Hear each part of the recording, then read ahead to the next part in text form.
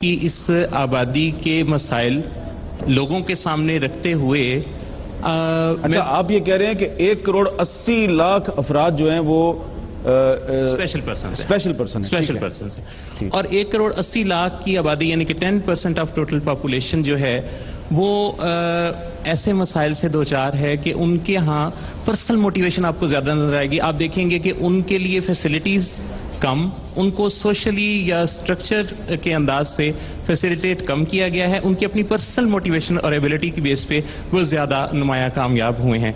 मैं एक सवाल पूछना चाहता हूँ आपके इस माइक के थ्रू अपने तमाम जो टीवी चैनल्स हैं उनसे और लीडिंग चैनल आपका, कि क्या इतनी बड़ी तादाद में स्पेशल पर्सनस की मौजूदगी में, जबकि मीडिया एक इंडस्ट्री बन चुका है और ये लोग बहुत शानदार कम्युनिकेटर हैं, क्या इनको इनके मसाइल के खुद बयान करने के लिए 168 आवर्स की वीकली टीवी ट्रांसमिशन में हाफ एन आवर का भी कोई ऐसा प्रोग्राम नहीं मिल सकता जहां ये हर हफ्ते जमा हो और अपने इन मसाइल के बारे में बार बार याद दहानी के मैसेजेस दें ताकि ये मसाइल हल होना शुरू हो, हमें इंतजार ना करना पड़े। ठीक है, आपका सवाल आ गया। जी, मेरा नाम शहजाद जावेद है और मैं पाकिस्तान की हिस्ट्री में फर्स्ट विजुअली इम्पेयर्ड एथलीट हूँ जिसने पैरा ओलंपिक्स में पार्टिसिपेट किया है। पैरा ओलंपिक्स के मतलब मैं थोड़ी सी तफसील बताता चलूँ कि ओलंपिक्स के बाद पैरा ओलंपिक्स होते हैं और पैरा ओलंपिक्स के अंदर विजुअली इम्पेयर्ड एथलीट्स और फिजिकल डिसेबल जो एथलीट्स हैं वो पार्टिसिपेट करते हैं। और मेरे साथ यहाँ पे 3 ऐसे खिलाड़ी भी हमारे साथ फिजिकल डिसेबल एथलीट्स मौजूद हैं कि जिन्होंने पाकिस्तान के लिए बहुत से ना सिर्फ रिकॉर्ड्स कायम किए बल्कि मेडल्स हासिल किए। एक ऐसा एथलीट है हैदर अली कि जिसने पैरा ओलंपिक्स के अंदर पाकिस्तान के लिए मेडल हासिल किया, जबकि हमारे जो ओलंपिक्स हैं नॉन डिसेबल लोग, उन्होंने आज तक पाकिस्तान के लिए एथलेटिक्स में मेडल हासिल नहीं किया। हैदर अली साहब हैं यहाँ पे? जी बिल्कुल मौजूद है। कहाँ बैठे हैं हैदर अली साहब? हाँ, हैदर अली साहब खड़े हो जाएं, आपके लिए तालियां। ठीक है, इसमें जो मेडल का स्टेटस है पूरी दुनिया में एक स्टेटस है, लेकिन पाकिस्तान के अंदर ऐसा क्यों नहीं है? इतना अरसा हो गया इनको मेडल लाए हुए पाकिस्तान की हिस्ट्री में और अभी तक इनको गवर्नमेंट की तरफ से किसी भी किस्म का कोई रिवार्ड नहीं मिला। मैं ये चाहता हूँ कि अगर हमने इस मुल्क के लिए इतना कुछ किया है, इतने मेडल्स, इतनी अचीवमेंट्स हैं, तो सिर्फ एक छोटी सी बात है कि हमारे साथ जो है हमें इक्वल राइट्स जो हैं वो दिए जाएँ। बहुत ठीक है, बहुत शुक्रिया। बिस्मिल्लाहिर्रहमानिर्रहीम। मेरा नाम सायरा अयूब है और मैं लेक्चरर हूँ इकनॉमिक्स की।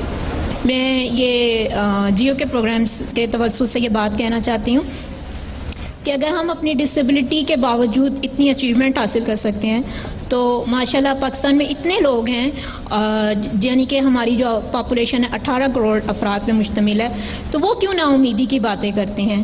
उनके पास तो सब कुछ है, हाथ पाँव आँखें ज़हन सोचने के लिए सब कुछ है, तो वो क्यों नहीं हमसे सबक सीखते? तो मुझे स्पेशली जो कि हमारे पॉलिटिकल लीडर्स हैं उनको चाहिए कि डिसअपॉइंटमेंट की बात जो है वो बंद कर दें और हमसे लर्न सीखें, हमसे सबक सीखें और एक उम्मीद की बात करें कि अगर हम अपनी इंडिविजुअली अपनी लाइफ में चेंज ला सकते हैं तो आप सब मिलके जो कि हैं, हम सब मिलके पाकिस्तान की तकदीर क्यों नहीं बदल सकते?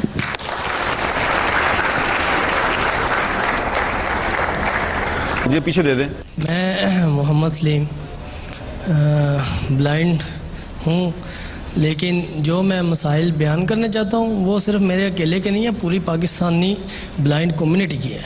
नंबर 1, हमें टेली बैंकिंग से क्यों महरूम रखा जाता है जबकि हमारे लोग PhD भी कर रहे हैं? हमें ब्रेल बुक्स की लाइब्रेरी जो नेशनल बुक फाउंडेशन डिपू है उनके पास एक प्रेस है वो बंद पड़ा हुआ है, उसको ग्रांट एलोकेट की जानी चाहिए, हमारे लिए ब्रेल बुक्स बने। हमारा कोटा 2% है जॉब में जो हमें नहीं मिलता ब्लाइंड को, इसको बढ़ा के 5% करना चाहिए क्योंकि 5 डिसेबिलिटीज को एजुकेट किया जा रहा है।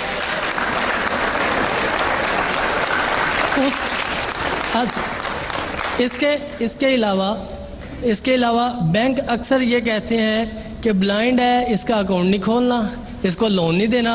वे अल्लाह के बंदो, आप अपना बिजनेस डाउन कर रहे हैं, क्यों नहीं देना? हम तो उसकी फीस देंगे, आपको इंटरेस्ट देंगे। ऐसे बैंक से ऑफिसर के खिलाफ कार्रवाई करनी चाहिए।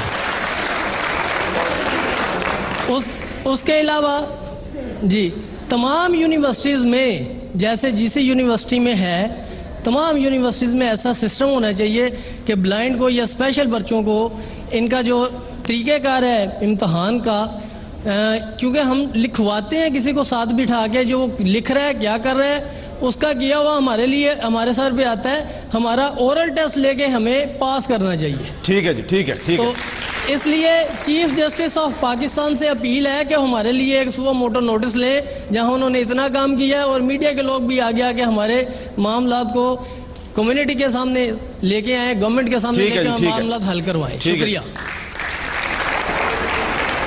मेरा नाम शगुफ्ता खानम है और मैं स्पेशल एजुकेशन में सीनियर स्पेशल एजुकेशन टीचर हूँ। तो अब यहाँ तक मैं पहुँची हूँ अल्लाह ताला के करम से। एज अ डिसेबल मैंने बहुत सी प्रॉब्लम्स फेस की हैं और मैं आगे अपने मुल्क के लिए अपने मतलब बहुत कुछ करना चाहती हूँ, लेकिन अभी तक मेरी ऐसी प्रॉब्लम्स हैं जो कि सॉल्व नहीं हो रही। क्यों? क्योंकि मुझे रेजिडेंस प्रॉब्लम है। मैं आउट ऑफ सिटी से बिलोंग करती हूँ, मैं लाहौर की नहीं हूँ, लेकिन मुझे अभी तक ऐसी कोई रेजिडेंस नहीं मिली है कि मैं इजी हो के अपने लिए कुछ ऐसा करूँ कि मैं आगे अपने जैसों के लिए। ये जो एक मिनिस्ट्री ऑफ स्पेशल एजुकेशन होती है और बहुत से इदारे बने हुए हैं स्पेशल लोगों की लुक आफ्टर करने के लिए, कुछ नहीं करते आपके लिए? कुछ नहीं करते हैं सर। मैं पंजाब यूनिवर्सिटी से पढ़ी हूँ, लेकिन मुझे वहाँ पे किसी भी किस्म की कोई फैसिलिटी नहीं थी। मुझे इतनी मुश्किल से अपने डिपार्टमेंट में आना पड़ता था। एक साइड पे हॉस्टल्स हैं और सेंटर में कैनाल है, दूसरी साइड पे कैंपस है। आप खुद बताएं कि एक डिसेबल वहाँ पर कैसे जाएगा? जी ठीक है। अब्दुल रज़ाक साहब, आप पाकिस्तान के लिए आप वर्ल्ड चैंपियनशिप का टाइटल जीत के लाए हैं सर, तो आपको तो हुकूमत ने आपका तो ख्याल रखा होगा? सर बहुत ख्याल रखा कि प्राइम मिनिस्टर साहब ने 3 दफा टाइम दिया और बस हमारे कुछ लड़के कराची से आ गए, इस्लामाबाद आए तो पता लगा जी MK हमने गवर्नमेंट तोड़ दी है, ओपोजिशन में चले गए तो टाइम कैंसिल हो गया। अब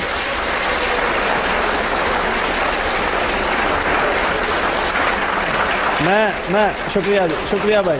मैं ये बताऊंगा कि 3 बार हमें प्राइम मिनिस्टर साहब ने बुलाया लेकिन मुलाकात ना हो सकी। अब लगता यही है कि वो हमारे सर पे दस्ते शफकत रखे बगैर ही रुखसत हो जाएंगे और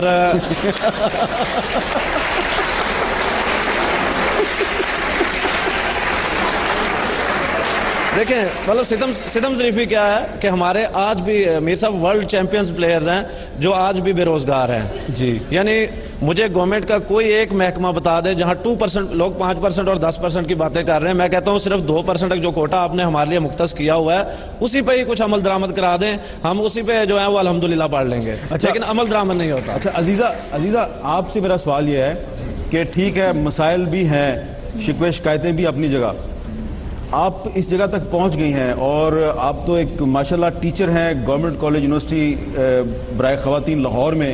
लाहौर का एक बहुत very well known well reputed तालीमी इदारा है।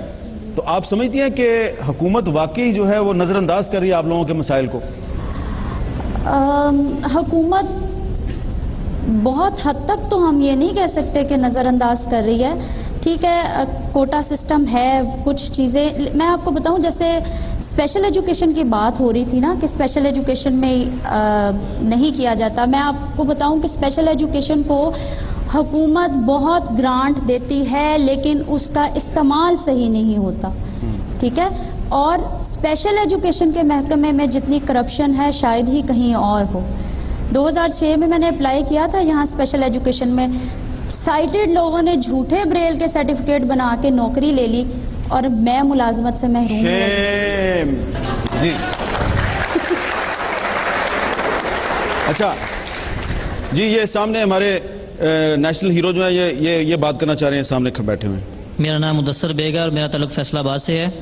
मैंने नेशनल पैरालंपिक कमेटी पाकिस्तान की जानिब से एशियन गेम्स जो 2010 में अभी हुई हैं गांजू में, उसमें हिस्सा लिया, पार्टिसिपेट किया और अल्हम्दुलिल्लाह 400 मीटर की दौड़ में मैंने एशियन गेम्स में गोल्ड मेडल हासिल किया। माशाल्लाह। और अभी मैं रज़ाक भाई की बात को आगे बढ़ाते हुए कहता हूं कि हमें 10 माह हो गए हैं गोल्ड मेडल लिए हुए।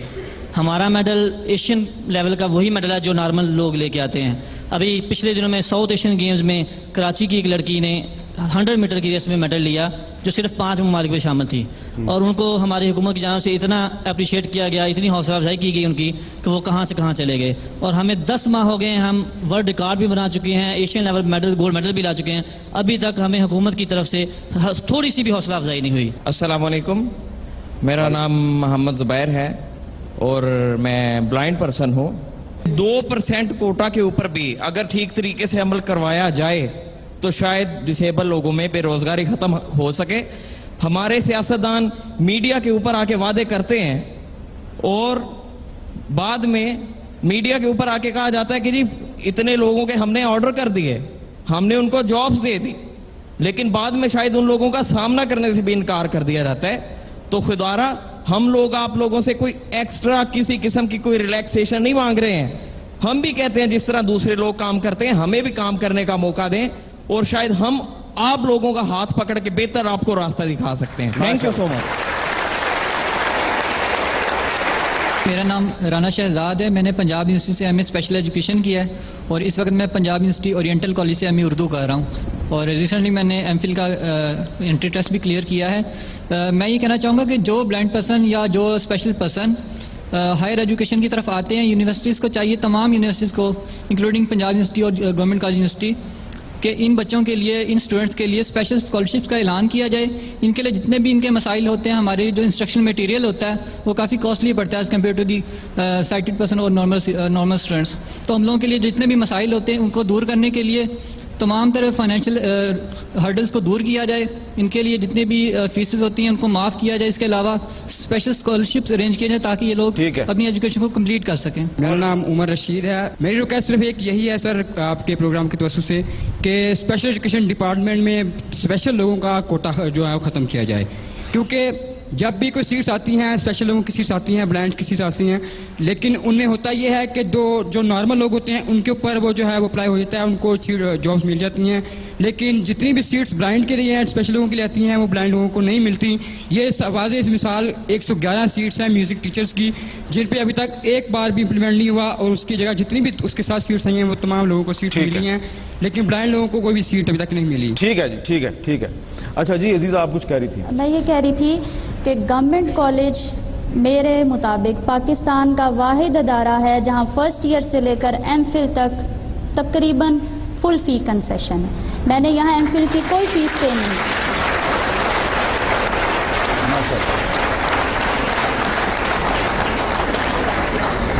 अच्छा डॉक्टर साहब ये बताएं कि दीगर इदारे अगर चाहें, पाकिस्तान में बहुत से कॉलेज यूनिवर्सिटियां हैं, तो वो अगर चाहें तो क्या वो शुरू नहीं कर सकते?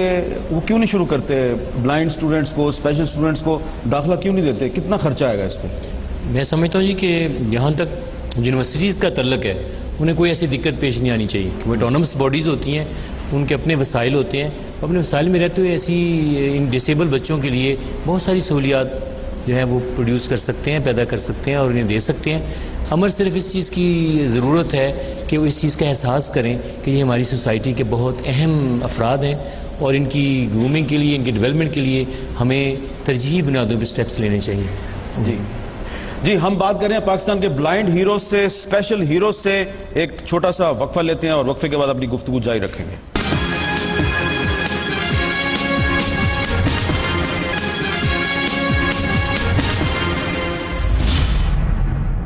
गवर्नमेंट कॉलेज लाहौर यूनिवर्सिटी के बुखारी ऑडिटोरियम में दोबारा आपको खुशामदेद। हम बात कर रहे हैं पाकिस्तान के ब्लाइंड हीरोज से, स्पेशल हीरोज से, वो जिनकी आंखें नहीं देख सकती लेकिन वो हम सब के लिए उम्मीद की एक किरण है, रोशनी का मीनार बन चुके हैं। सरदार पीरज़ादा साहब, कोई सजेशंस आप देना चाहेंगे हुकूमत को? विजुअली इम्पेयर्ड पर्सन या डिसेबल पर्सन ज़्यादातर हमारे यहाँ पाकिस्तान में तालीम के शोबे से वाबस्ता होते हैं, लेकिन ओवरऑल वर्ल्ड का अगर सिनेरियो लें तो जो विजुअली इम्पेयर्ड पर्सन हैं वो दुनिया के हर शोबे में अपना नाम कमा चुके हैं और काम कर चुके हैं। पाकिस्तान के अंदर ये टैलेंट मौजूद है कि यहाँ लीडरशिप आए इन डिसेबल लोगों के अंदर से। आप अगर मुझे, लेकिन मैं अफसोस से कहता हूँ कि हमारी जितनी पॉलिटिकल पार्टीज़ हैं, चूंकि उन्होंने रूल करना होता है, हुक्मरानी करनी होती है, उन्हीं से हम एड्रेस करते हैं कि उनमें किसी जगह पर डिसेबल पर्सन को एडजस्ट नहीं किया जाता। पीपल्स पार्टी और पाकिस्तान मुस्लिम लीग नून अपनी आनी जानियों की वजह से तो तनकीद का निशाना बनती हैं। हम उन नेक परवीन जमातों का भी देख लेते हैं जो बहुत ज़्यादा गरीबों की, और नेक परवीन जमात कौन सी है? मसलन हम जमातों का जिक्र करें तो इमरान खान साहब बहुत हमें अच्छे लगते हैं कि वो गरीबों की बात करते हैं, लेकिन कभी उन्होंने डिसेबल बंदे की बात की? मैं आगे बात। आपको इमरान खान से शिकवा है? मुझे हर उस पार्टी लेकिन वो उनको आप नेक परवीन कैसे कहेंगे? चूंकि वो गरीब लोगों की बात बहुत कर रहे हैं, अभी हमने उन्हें आजमाया नहीं, जब वो आ जाएंगे देखेंगे वो कितने हैं। मैं ये बात करता हूँ कि सेनेट के इलेक्शंस आ रहे हैं, आगे इलेक्शंस आ रहे हैं, क्या 1,80,00,000 जो डिसेबल लोग यहाँ मौजूद हैं पाकिस्तान के अंदर, कोई पॉलिटिकल पार्टी